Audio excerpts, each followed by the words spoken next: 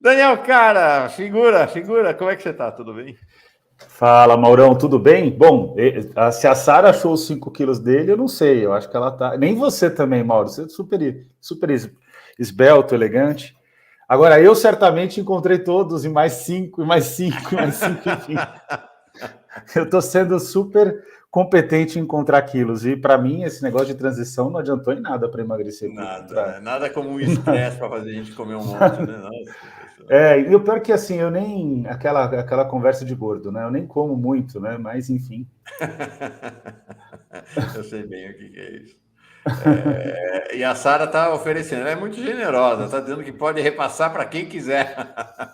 Olha, Sara, eu normalmente, assim, eu sou solidário, eu pegaria, mas eu já estou tão competente em pegar os quilos alheios que esses aí eu não vou querer mais, não. Grande figura, Sara Góes, grande figura. Daniel, ontem você me deu uma notícia que me deixou um tanto abalado, mas depois já me recompus, que você hoje é sua última participação no Jornal da Fórum, não apenas este ano, mas durante todo o mês de janeiro, que você só volta em fevereiro. Por quê, Sim. Daniel? Eu tô terminando um livro que já está acordado há muito tempo, né? Que é fruto da minha tese de doutorado, e eu não entreguei até agora, já estou com mais de um ano de atraso, né, para a entrega do livro para a editora. E eu preciso terminar, né? Porque eles me cobraram, falaram assim, entra em transição, não faz as coisas, eles com razão, né? Então, eu cobro meus alunos para eles serem pontuais e tudo mais, sou bem rigoroso, então E eu não tem tenho jeito, um né? amigo que é aluno seu que diz: você pega no pé mesmo. Então, e aí eu Tá. fui cobrado com razão e eu tenho que resolver essa questão, né? Então, Qual vou é o tirar tema um. e título do livro, Daniel? O título ainda não está cravado, porque a editora acha que é possível, enfim, em relação aos capítulos que ela já leu e tudo mais, que é possível buscar um título mais chamativo no mercado editorial. Eu sou péssimo para título, mas a ideia é discutir o fenômeno de descumprimento do Plano Nacional de Educação, demonstrando que esse fenômeno de descumprimento, o Brasil teve 2 planos nacionais de educação pós-redemocratização, e esse fenômeno de descumprimento, na prática, é o fenômeno de descumprimento do direito à educação, da própria educação brasileira. E esse cenário que eu mostro é que é um cenário estrutural. Na verdade, o Brasil nunca organizou uma economia de fato dedicada ao desenvolvimento. E tem uma tese do Celso Furtado que eu gosto muito. Ontem, inclusive, estava conversando com a professora Sônia Krupa sobre isso, né? Que é a tese de que desenvolvimento é cultura. E se desenvolvimento é cultura, obrigatoriamente, isso significa que o Brasil precisa desenvolver uma cultura de desenvolvimento, inclusive em outro patamar, em outro modelo de desenvolvimento, né, que é desenvolvimento sustentável, nem sei se essa é a melhor palavra. Eu gosto muito do trabalho dos ecossocialistas, eu acho que eles têm feito um trabalho importante, até de crítica ao capitalismo, uma crítica marxista arejada, atualizada, né? Então, a educação tem um papel nessa questão, Mauro, de construção dessa cultura de desenvolvimento ou na construção de um outro padrão de desenvolvimento. Mas a realidade é que a máxima do Darcy Ribeiro, ainda que seja muito simples, ela é muito verdadeira. É inexorável pensar que a crise da educação no Brasil não é uma crise, é um projeto, e na verdade é a falta de um projeto nacional. E eu vou colocar de maneira muito realista. Eu não vejo de forma diferente, assim, no futuro próximo, a reestruturação da educação como centro de um projeto de desenvolvimento. E é um motivo estrutural. Colocar a educação no centro de um projeto de desenvolvimento é, por exemplo, enfrentar o que hoje aconteceu na Folha de São Paulo, que lança uma manchete que, para mim, ela é completamente absurda, é uma ofensa, inclusive, chamando a PEC da transição, que na prática, estruturalmente recompõe Bolsa Família, orçamentariamente, e farmácia popular. É claro que ninguém da Folha de São Paulo, você sabe disso, Mauro, você já esteve lá, nenhum dos donos da Folha de São Paulo necessitam desses programas e se importam muito pouco, pelo menos o atual, não sei se fala publisher, mas enfim, o atual gestor da Folha, o Luiz, ele se preocupa muito pouco, né, concretamente com a vida das pessoas, mas chamar A PEC da transição, a PEC do Bolsa Família, a PEC da farmácia popular, a PEC da gastança, para mim é uma ofensa ao povo brasileiro, né? E de certa maneira, isso está relacionado com o que eu estou escrevendo no livro, né? Sim. Porque eles não falam, né, do pagamento dos juros da dívida da gastança, né, para os banqueiros, né? Ali está ok, né, porque eles recebem, inclusive. Né? Mas o dinheiro para os pobres é gastança, na visão deles é isso. Os pobres são absolutamente descartáveis. Você fala do seu livro, sabe, Daniel, e essa dimensão, né, desenvolvimento, cultura, desenvolvimento, educação, e acho bem interessante que já logo me veio uma conexão, né? O quão estratégico foi para o golpe destruir a Petrobras, que era um dos principais vetores. O pessoal acha que o Petrobras tem a ver com o petróleo. É claro, tem a ver com a energia, tudo bem. Mas é o seguinte, o que a Petrobras fez a Petrobras era a grande financiadora da cultura do país durante o governo do PT. E mais, o projeto que estava na bica de ser aprovado, que era o projeto do pré-sal, né, da educação, dos recursos, dos royalties do pré-sal para a educação, seria uma revolução na educação brasileira ao nível de uma Coreia, né? O que se anunciava ali com os recursos que seriam destinados à educação. Então, acho que essas coisas todas estão imbricadas, né? É um projeto mesmo. É um projeto. No caso do pré-sal, inclusive, Mauro, o projeto foi aprovado, que ele não foi, foi regulamentado, né? E teve ali, eu vou ser bastante franco, porque essa foi uma questão que a gente, na verdade, disputou até com a presidenta Dilma. Isso. Ela queria 50% dos rendimentos, a gente queria 50% do fundo, do total do fundo, rendimentos e principal. A gente ganha debate congressual. Ela regulamenta a matéria sem vetos, então ela concorda com a posição, né?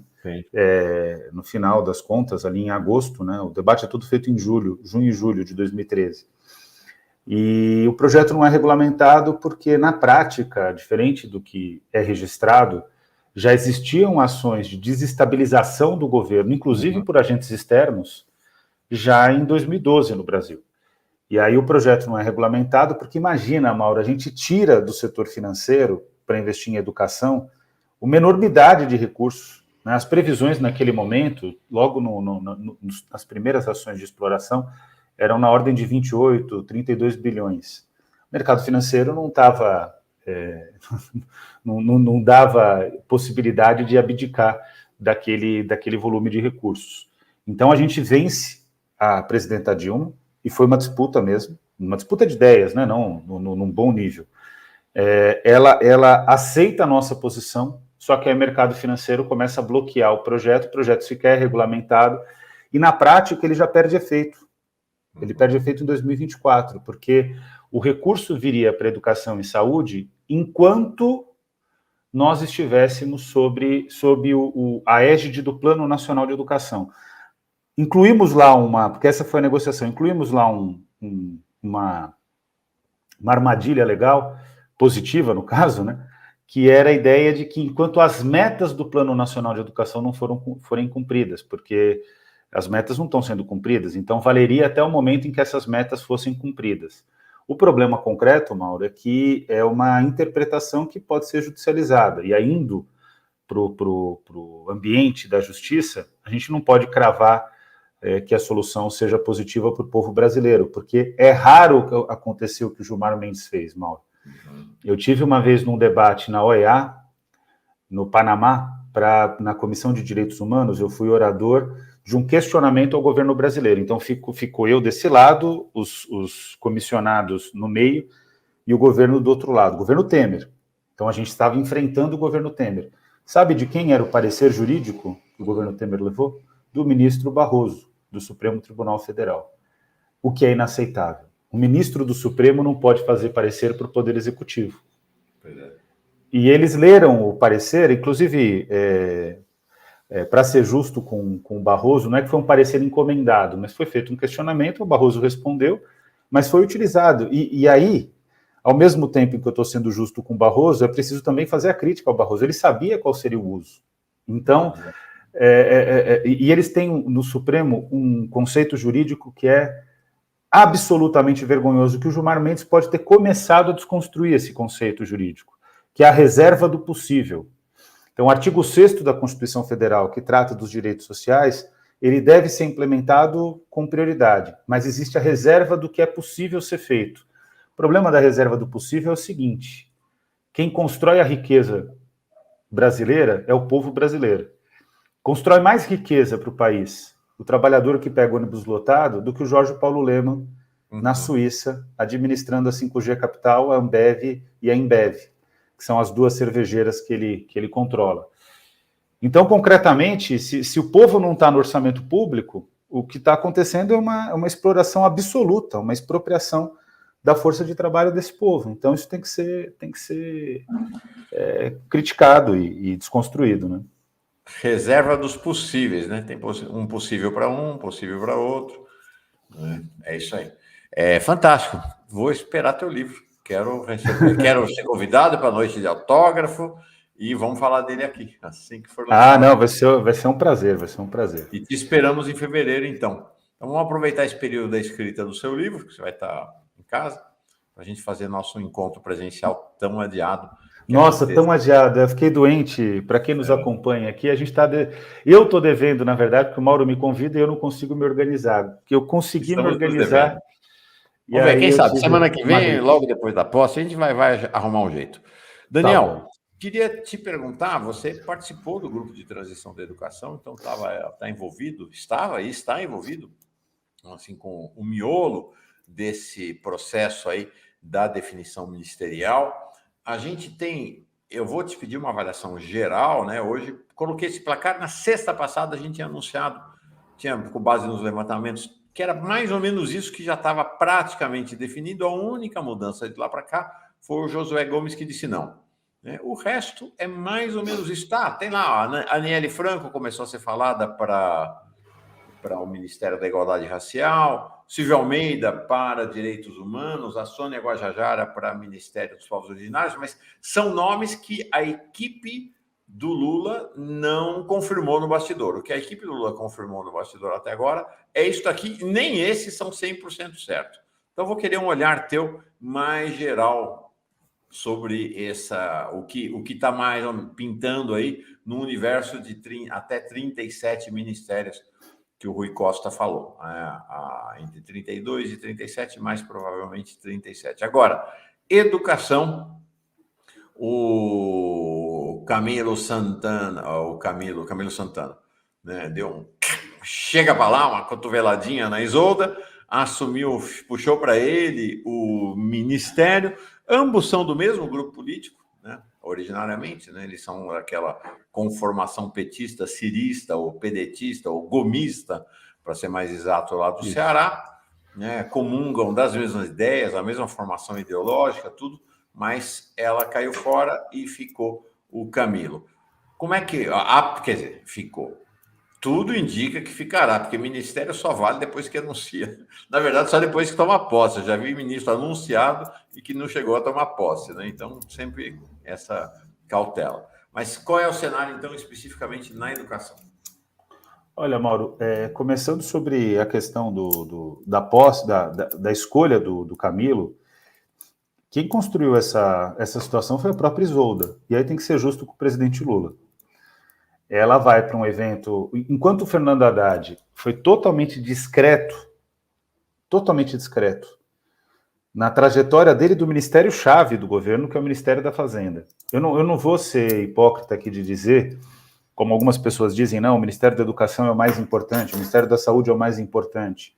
O ministério mais importante em termos concretos para a sociedade e para o futuro do governo é o Ministério da Fazenda.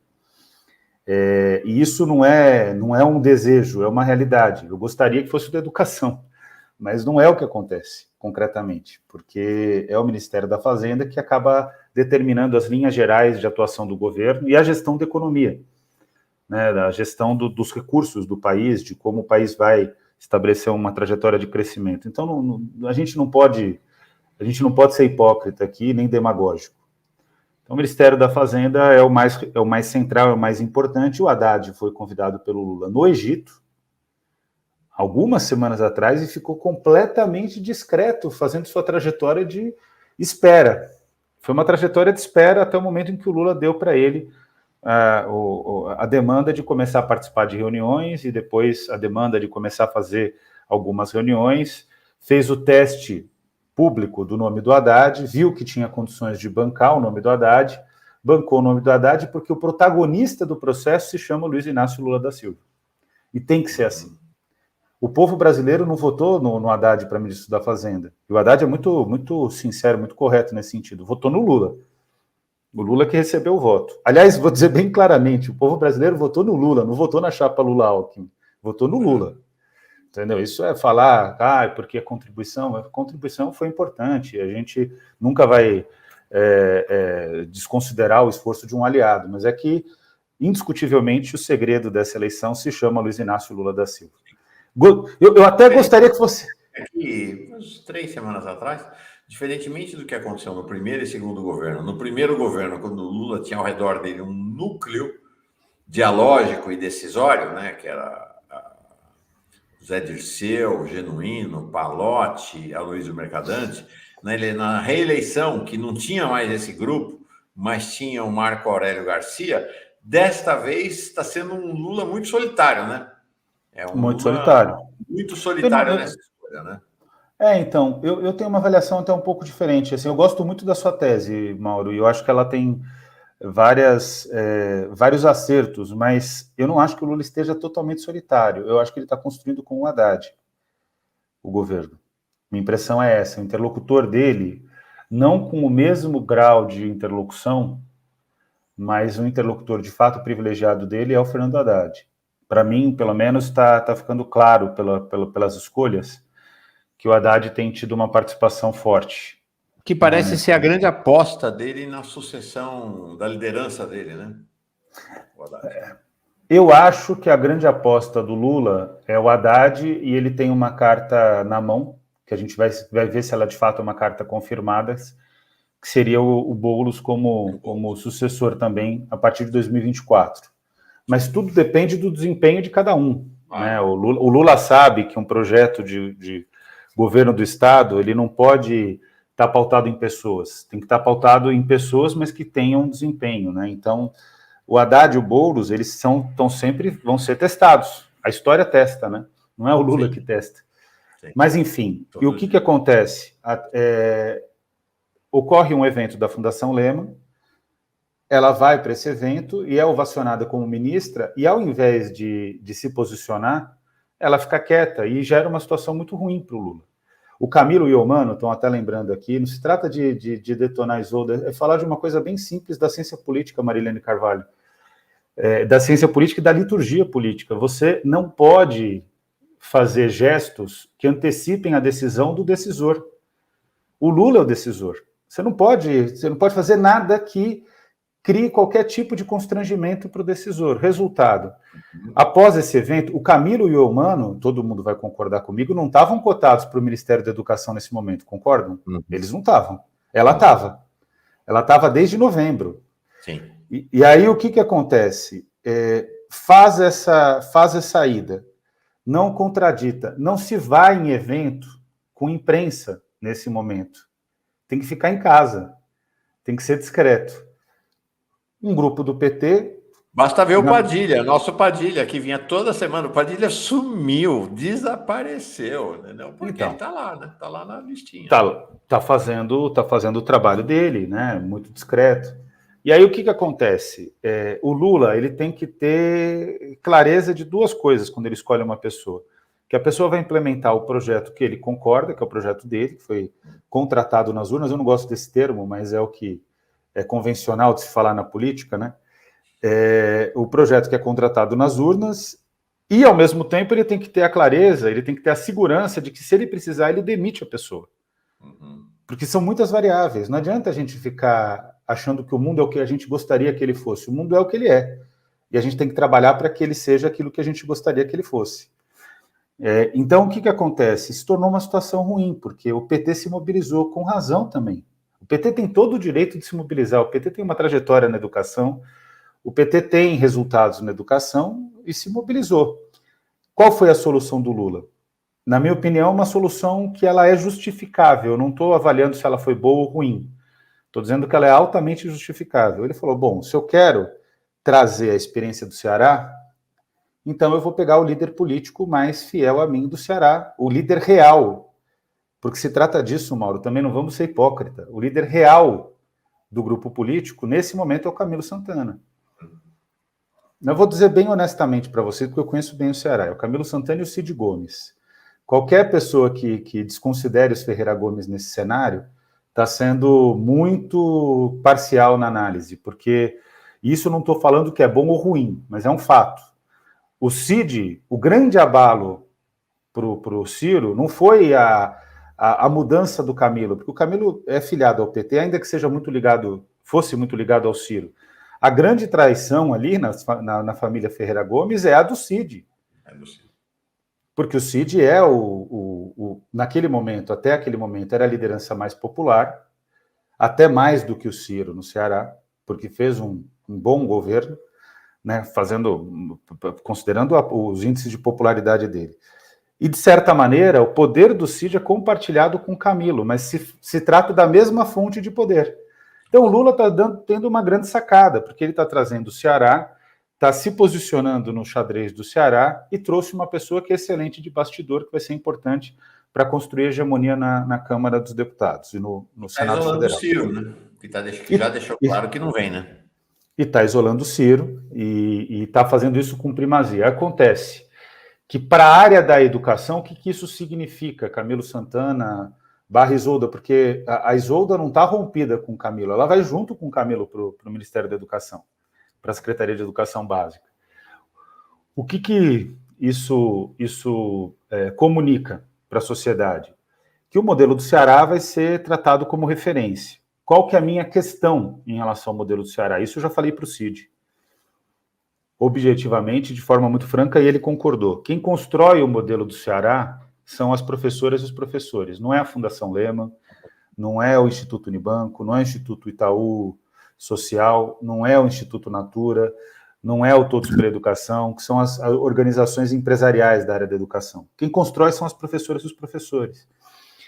O problema é que, por uma estratégia política, eles deram muito espaço para essas entidades, né? E eu acho só, né, e eu coloquei isso no Twitter, que eu espero que o Camilo Santana construa o Ministério da Educação junto com quem constrói a escola pública. Uhum. Ou seja, dando protagonismo para professoras e professores. E dito isso, eu me coloquei totalmente à disposição e, de forma alguma, me coloquei à disposição com a pretensão de ocupar cargo no Ministério da Educação. Eu, de fato, não preciso de cargo, tenho uma clareza muito, muito grande de que a gente tem tarefas no Congresso Nacional que eu, de fato, acho que é mais estratégico em muitos aspectos, né? Poder ter a liberdade de atuar no Congresso Nacional, porque vai ter momentos que a gente vai ter divergências com o Poder Executivo, e a minha experiência com o Lula, como presidente, é ótima, inclusive, porque o Poder Executivo lança uma ideia e a gente aperfeiçoa no Congresso, com uma vantagem: o Lula não bloqueia a ideia que foi lançada, ele alimenta, ele quer ver a disputa acontecer. Então, assim, eu estou bem tranquilo e por dever, né, como membro da transição, como um dos coordenadores da transição na área de educação, eu estou à disposição para colaborar com o que for necessário. O Ceará já passou pelo Ministério da Educação nos governos do PT, né? Vamos lembrar que o Cid, né, já falamos dele mais uma vez aqui, o Cid Gomes foi ministro da Educação, uma passagem rapidíssima, né? Não deu nem para estabelecer política. Ele ficou de 1º de janeiro de 2015 a 18 de março também de 2015. Essa família Gomes é meio sanguínea, né? Como se diz no passado. Arrumou uma treta, uma confusão, saiu muito rapidamente. Agora, de fato, se a gente olha para a vértebra do que foram os governos do PT em educação, né, com Tarso Genro, Haddad e Aloysio Mercadante, sobretudo, é um projeto diferente do projeto cearense, né? Principalmente com Tarso Genro e Fernando Haddad, mais com Tarso Genro, inclusive. Uhum. O projeto petista, até para fazer justiça ao Tarso Genro, né? É o Tarso que descobre o Haddad, inclusive, então não é nenhum demérito ao Haddad. Sim. Mas para fazer justiça, o melhor do projeto petista foi formulado pelo Tarso com o Haddad, mas na gestão do Tarso. porque precisava alguém com força política para colocar a concepção em andamento. E essa figura foi o Tarso Genro. As pessoas... Porque o que acontece? O Tarso ele tem um defeito grande, que o Haddad também tem. Mas esse defeito do Haddad ficou mais visível na Prefeitura de São Paulo. O Tarso ele é um cara que ele se preocupa muito com a comunicação do dia a dia. É um problema da esquerda esse. A gente se preocupa com a comunicação do dia a dia, a gente fica pautado no cotidiano. E se esquece de comunicar linhas gerais de estratégia, que a direita bolsonarista faz bastante. Eles comunicam a estratégia deles, onde eles querem chegar. E o dia a dia é secundário. A gente inverte essa lógica. Então, o Tarso fez um ministério muito bom, muito estrutural, muito avançado, que deu as condições para o Haddad depois realizar o trabalho. O Mercadante, ele faz mudanças, inclusive, de ordem, por exemplo, em relação ao FIES, de ordem de desregulamentação. Para poder expandir matrícula, ele libera demais o FIES e o ProUni. Ele enfraquece a regulamentação, ele favorece muito as empresas privadas de educação superior. Mas o Mercadante, diferente do Haddad, nesse caso eu preciso reconhecer, ele, na educação básica, conversou mais com os movimentos sociais do que o Haddad conversou. E o Haddad busca refazer essa posição como uma avaliação, como uma autoavaliação, muito recentemente. Ele reconhece, né, recentemente, no governo Temer, ele reconhece que tinha feito um caminho muito amplo de composição com esse grupo empresarial que disputa a concepção de educação.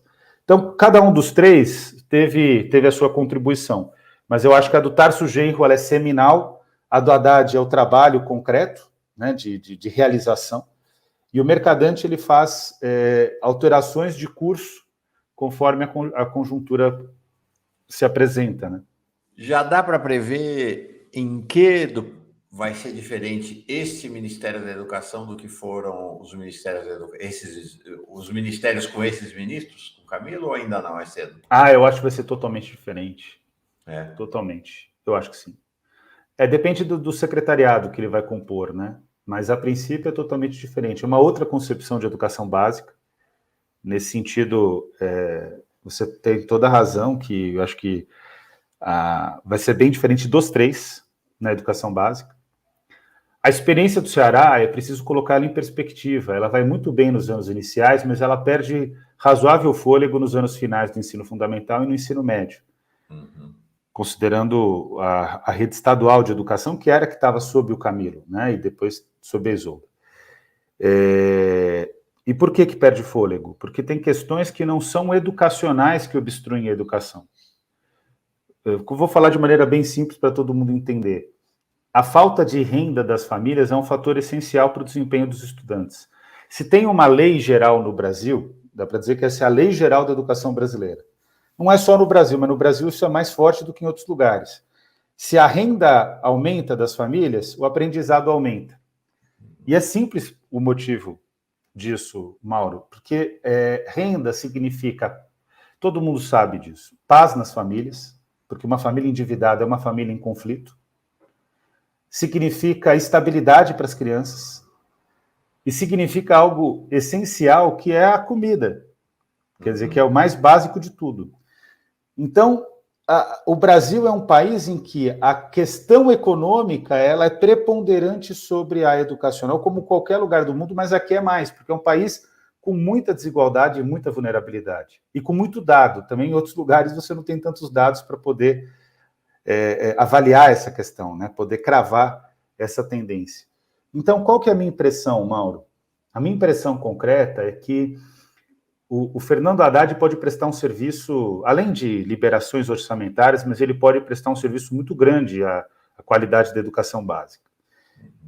E o modelo de gestão da Isolda vai ser tentar fortalecer avaliação de larga escala e tentar fortalecer aspectos do que é a reforma econômica da educação nos Estados Unidos, que é, de certa maneira, onde o Ceará bebe do receituário. Eu acho que isso tem um limite. E vai ser importante, inclusive, porque eu confio que eles vão fazer essa avaliação, eles perceberem que não dá para sobralizar o Brasil, porque no fundo não é o Ceará, é Sobral mais do que tudo, né?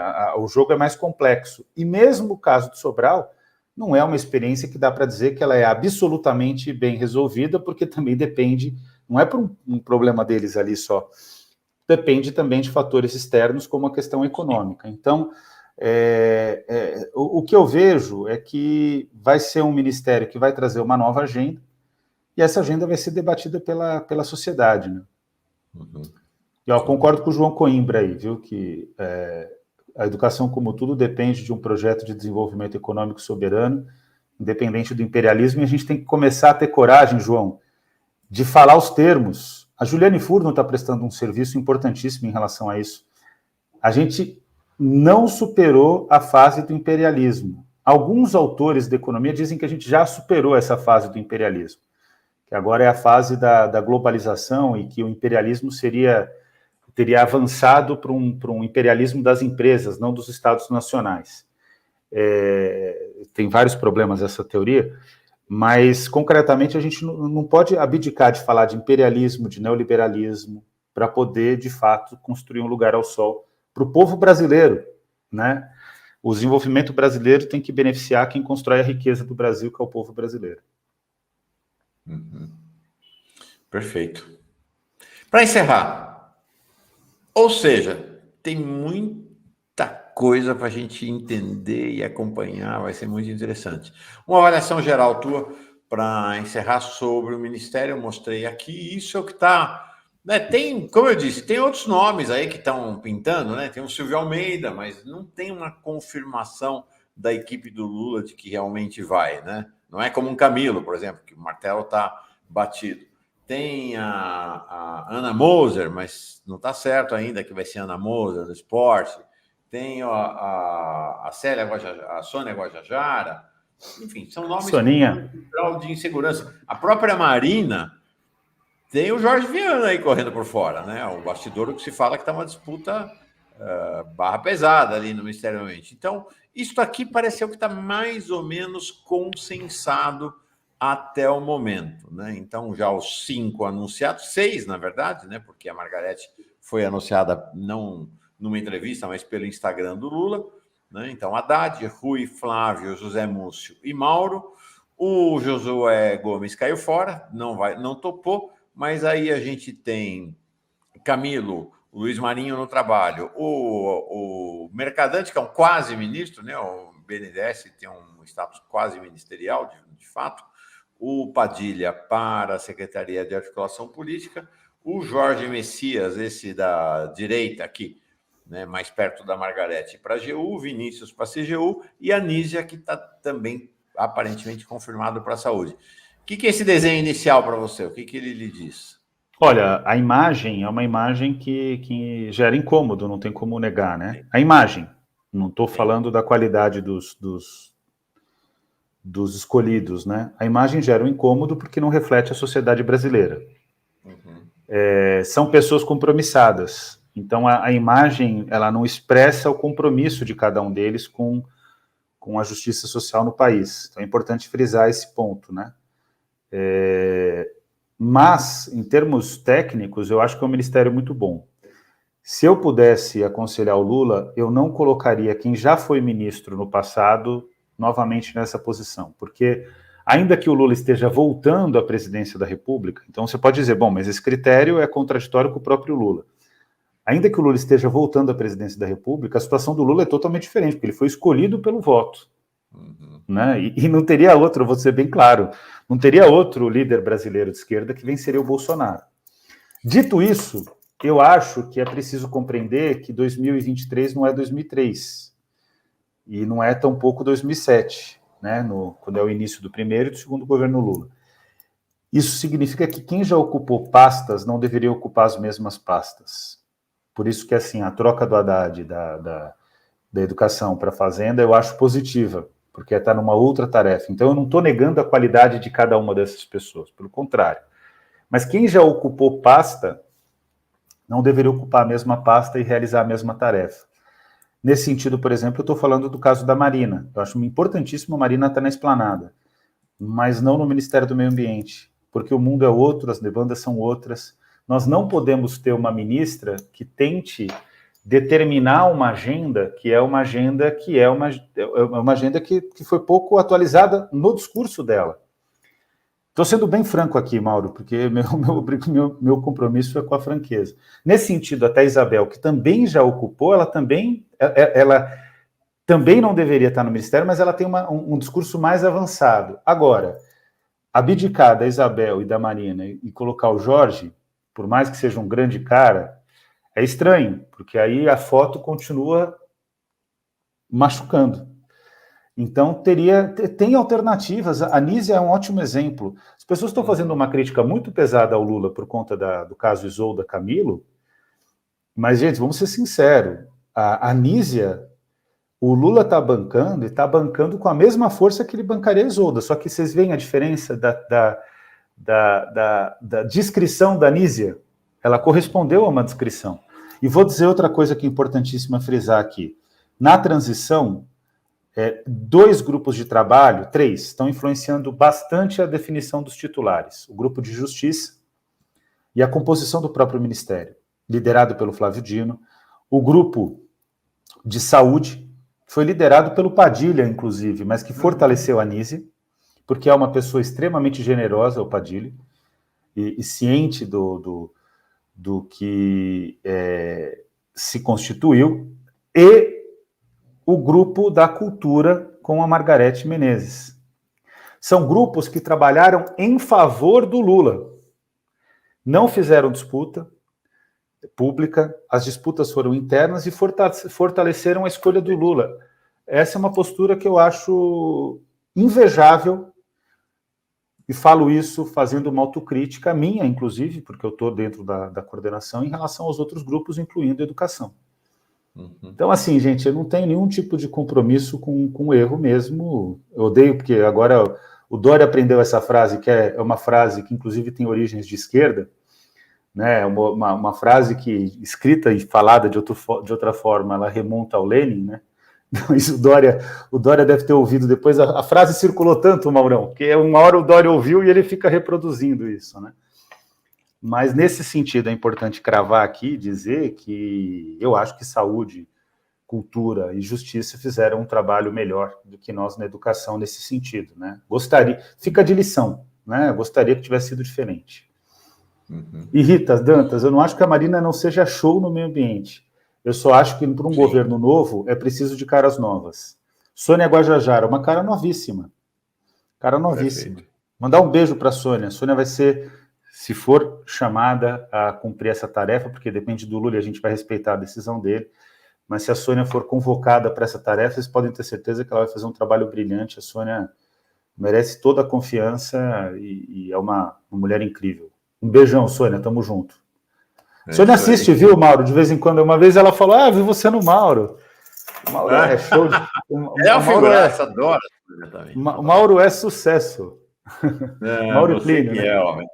Bom, Feliz Natal para você, Daniel. Obrigado. Você, sua família, seu filho, seu pai. Que seja uma boa jornada, um bom livro para você entre janeiro e fevereiro. Fevereiro eu te espero aqui de público e na vida privada, particular. Espero que a gente se encontre antes disso, a gente que mora na mesma cidade. Um grande beijo para você. Alegria grande de fazer contigo, Daniel. Beijo. E Mauro, assim, para finalizar o ano, eu queria te dizer o que eu sempre digo, mas reforçar, porque eu falo isso de coração, mas com racionalidade objetiva em termos de avaliação profissional, né? De quem participa do processo de comunicação pública, não como protagonista, no sentido do exercício profissional, mas como comentador, entrevistado, etc. Você é, de longe, o jornalista mais elegante, preciso que eu conheço, e você me convidou, a gente foi construindo para vir aqui, a gente foi construindo essa história, mas a comunicação pública deve muito a você. E eu já confidenciei isso aqui, tive a chance, você propiciou esse encontro com o Genuíno, mas a sua entrevista, que é um trabalho conjunto do entrevistador e do entrevistado, a sua entrevista com o Genuíno foi importantíssima para a minha formação. Então, eu te devo muito. Uhum. E você é um cara que merece aí todo o reconhecimento. Então, que em 2023 você continue sendo você mesmo. Obrigado. Então, cuida da saúde Meu para amor, vou continuar cuidar, tô cuidando. Você é um amor. realizando Obrigado, viu? seu Grande trabalho. beijo. Um beijão. Tchau, tchau. Tchau.